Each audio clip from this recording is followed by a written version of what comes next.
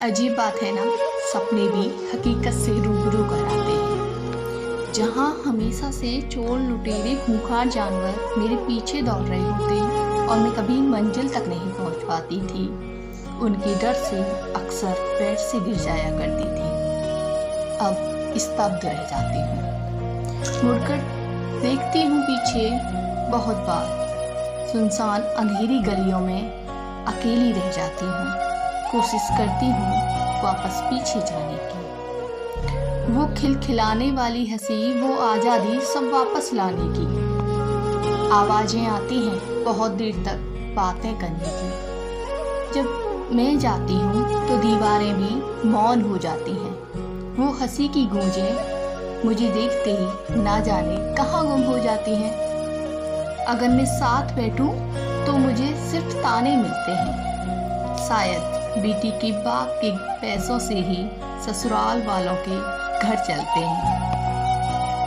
कहने को तो बहुत बड़ा आशियाना है यहाँ, लेकिन वो महज ससुराल नाम का पिंजड़ा, और जितनी ईंटें हैं उसमें उतनी पाबंदियां हैं यहाँ। आंगन में आकर भी घुटन होती है। कहाँ बंद कमरे में शौक से रह लिया करती थी, हर चीज पर अपना हक जताया करती थी। मम्मी के साथ काम में थोड़ा सा हाथ बटाने से ही उनके चेहरे पर मुस्कान आ जाया करती थी। यहाँ घर का पूरा काम करने के बाद भी क्या किया सुनने को मिलता है। किसी चीज को छूने में भी अब डर लगता है। झूठ कहते हैं लोग कि ससुराल में भी माँ बाप का प्यार मिलता है। माँ पापा कहते कहते होठ सूख जाते हैं, लेकिन बेटी सुनने के लिए कान तरस जाते हैं। मुझे सबकी पसंद का खाना बनाना है, लेकिन मेरी पसंद क्या है ये कोई नहीं पूछता।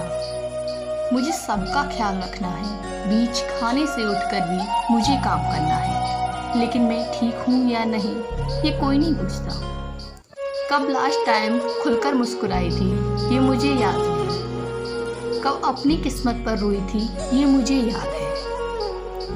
मायके में मुझे हर बात की खबर होती थी, यहाँ तक कि सारी बातें वो अब भी मुझसे पूछा करते हैं, और यहाँ पड़ोसियों को बताते वक्त भी मुझसे छुपाया करते हैं। क्या है मेरा, कौन हूँ मैं, कि क्या है मेरा, कौन हूँ मैं, ये सवाल हर रोज आता है।